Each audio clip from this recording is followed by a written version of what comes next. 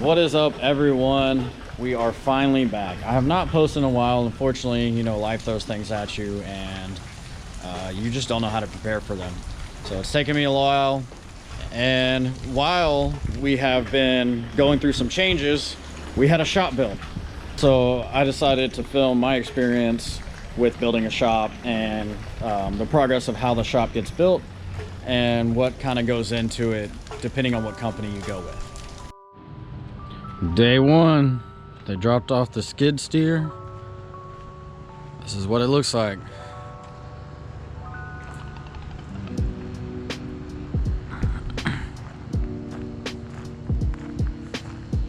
They're gonna tear the slab out and then start building the shop. Day three, got all the rock where the carport used to be. All the dirt spread, ready for the concrete. All right, there wasn't much progress on the other days, so I didn't film them, but day 8, they hauled off the concrete and they came and set the poles. Day 9, poles are set, and rebar's ready for concrete. This thing looks huge, but I'm nervous.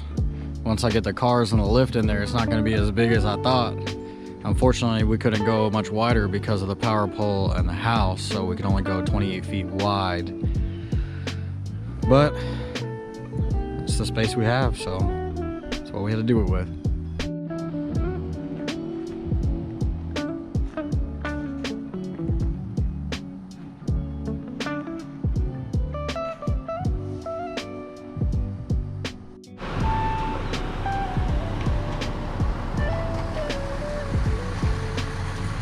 Day 12, the concrete was poured, and day 14, the forms were removed. Now, we've had some rain for the past 3 days, so haven't been able to work on it, but the trusses are getting built right now, and it's given the concrete time to cure, and the rain's actually been helping me water the concrete, so that's awesome. Worked out perfect. Man, it's coming along. This thing's looking good. Here we are on day 15. So they got a lot of the framing and the truss up. Man, this thing's looking sick. It looks really big now, but I know once I get all my cars in it, it's not gonna be as big. And of course, it's about the rain. I think it's gonna rain tomorrow too, so we'll see if anything gets done. It sucks, man. We go in Texas like 50 days without rain this summer, and then as soon as they start the shop, it rains every week. Which I need the rain anyway. We all need the rain, but I also want my shop. Day 16, it rained most of the day, but they were here in the rain working, putting up some more bracing, some more framing, all that good stuff. Looks like they're pretty much ready for the walls and the insulation. Hasn't been delivered yet, but guess we'll see. We're on day 18. They came on day 17 and just installed some of the 1x4s for the metal to sit on the roof, so I didn't really record anything on day 17. But day 18, they got both the walls up with the insulation. So they're probably gonna be gone for the next couple of days, working on another shop, trying to get that ready so when they're done with mine, they can just hop right into that. They're gonna go set some poles and stuff so the concrete can cure, and then they can pour the slab. So they probably won't be here till the next 5 days, 6 days or so. So we'll catch up with them then.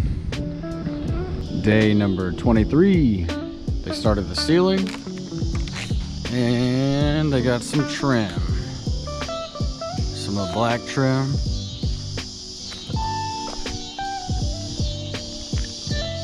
Trim looks sick. Black trim, gray building. Gable extension's insulated, so shouldn't feel the radiating heat when you're standing under here. Day number 24. The roof is all the way done. All they have left is front wall and the back wall. It's pretty dark in here. I'm actually surprised how well it looks on the GoPro, because normally GoPro makes everything completely dark. So I was worried about being able to work in here until we have a chance to run some lights, but it actually doesn't look too bad while filming. And it is a little later in the day. Man, I'm so excited for this. This thing looks sick. Day 27. The whole shop is done except for the garage doors.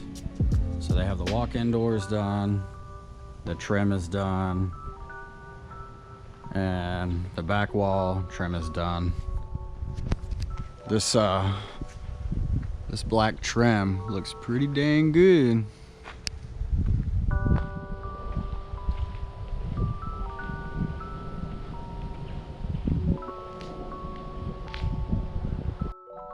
Here we are on day, I don't even remember right now, but some of the stray animals got in the shop and ate the insulation.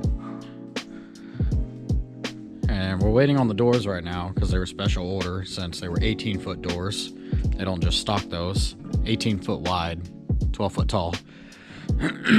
So we had to put a hot wire all the way around the building to keep them from eating the insulation. There's like 4 or 5 more all the way around where they haven't ate all the way through the plastic, but they tore holes in it. But man, that sucks. Pretty frustrating.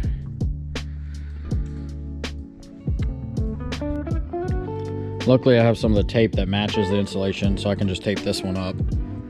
And TXR that built the shop, they're actually going to help me out and give me a small piece that I can take the panels loose, shove it up in there, put the screws back in the panels, and then tape it, try to make it look as good as possible. Which I plan on, you know, putting a wall at least 4 foot high anyway. Probably 8 foot high is what I'd really like to do. And put a wall there to protect the insulation from grinding and welding and chemicals and whatnot. Anyway, so this should be covered up, but it's not the point. And our scaffolding came in. So now when we run the electricity in the rafters and everything for the lights and do what we need to do, it'll be a lot easier than using a ladder or renting a skid steer, because god dang, or sorry, scissor lift. Renting a scissor lift, because that thing is expensive. I looked that up.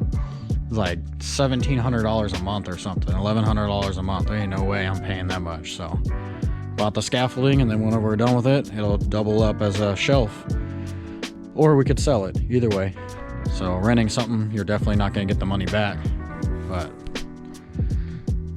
here it is, just waiting on the doors. Should be any day now. They told me 2 days ago they would be in. Haven't heard anything today, so hopefully tomorrow or Friday. I'll see y'all then. On day 58, we had the doors installed finally. It took a while to get the doors. I don't know if it was an issue with the company or supply chain issues, but it took a long time. Since the doors have been installed, we have got the lift installed. We ran power.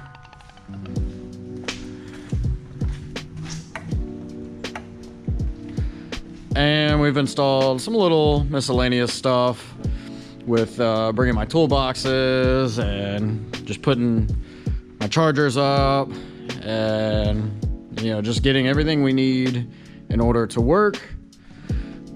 That's the RX-8. I haven't posted anything about the RX-8 yet, but I will soon.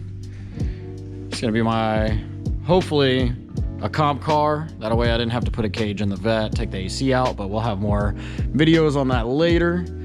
The scaffolding, man, the scaffolding came in handy running this electricity. If you ever run your own electricity and you don't feel like being up on a ladder, I got that scaffolding for $700 brand new. You can find it used, but there wasn't any around me used. So I ended up buying it brand new on Northern Tool. $700 for the outriggers. It goes, I think, 12 feet high, and the railing. Man, that thing helped a lot. It's really gonna help running the rest of the electricity, and if I ever build a loft or anything like that, you don't have to be up on a ladder, which is awesome. I'm super excited to have this shop. Man, it's just surreal being able to work in here, especially right now. It's raining and I'm in the shop, not getting wet. I can work on my cars versus before, you know, we were under a carport and the concrete always got wet, or if the wind was blowing, it'd be raining on you. Or, you know, before we even had the carport, working in the gravel, it's crazy to see the progression and how far everything has come to where now I have a full shop. And how much it's gonna help with just the progression of racing and my YouTube channel and everything. Now, I know the main thing everyone's gonna wonder is how much did this cost? There's a lot of variables that go into building a shop and the cost of a shop. So it just depends on the different add-ons you want and the size of your doors, the size of the actual shop, how thick you want your concrete, insulation, all that. So the cost of this shop came out to around $85,000. Adding the insulation added about $7,000 to the price. Adding the skirting on the outside of the gable extension added around $2,500 to the price. I added a channel where the lift's gonna go, 12-inch concrete, so the lift would be secure. That added about $1,200. The doors, they're 12 by 18 doors. I believe the doors cost about $5,000. There's just so many variables that could go into this. So this building is 28 by 74 by 14. The inside of the shop is 28 by 50, and the gable extension is 24 feet. It is pretty roomy. There is quite a bit of room in here, but it definitely does fill up once you put about 3 to 4 cars in here. I'm very happy with the size. You know, with the limited space we had to go with the 28. You saw in previous videos how the AC unit was on the side of the house, and then we had the weather head on the other side of the shop. So we had to stay a certain amount of feet away from the weather head, the property line, and the ACs. And you know, that just limited the size to where it would be 28 feet wide. And the different type of the building that you would like to go with will also change the price. I went with a pole barn. We could have went with a galvanized building. Couldn't get that windstorm rated, so didn't want to go with that. Or you could also go with a red iron building. In order to get a red iron building windstorm certified, I would have had to get the concrete windstorm certified and then the building windstorm certified. So that would have also added to the cost. Pole barn is definitely what I wanted to go with. I like the way the look is. I would like to paint the wood one day, but until the weather straightens up and it warms up a little bit, it stops raining, I won't be able to do that. The company I went with is TXR Construction. They're in Santa Fe, Texas. They were the only company around that I could find that was a turnkey build. So they came out, they did the dirt work, they removed the old slab, they built the shop, they poured the concrete, and when they left, the shop was ready to be used, except for, of course, electricity or any other accessories that you're gonna add. But they were the only turnkey place that I found that would build the building and pour the concrete, so there's no need to contract anything out. They also handled all the permitting and everything like that, so there's nothing I had to worry about except for how much the dang thing costs. But other than that, you know, they came out, they built it, and when they left, I was ready to use it. So the convenience was really nice. I liked that. Definitely didn't want to have to worry about contracting everything out. And it was overall a great experience with this company. And if you're looking at getting a barn built here near Houston, definitely check them out and get a free quote and see what they have to offer. As always, I appreciate everybody watching. If you have any questions about it, just leave them in the comments. I'll try to answer them as quick as possible. And stay tuned for more builds and more cars. So we have the RX-8 that we're gonna film soon, and we have some stuff for the Vet. As always, thanks for watching. Please like, subscribe, whatever, anything to help. And I hope everybody has a great day.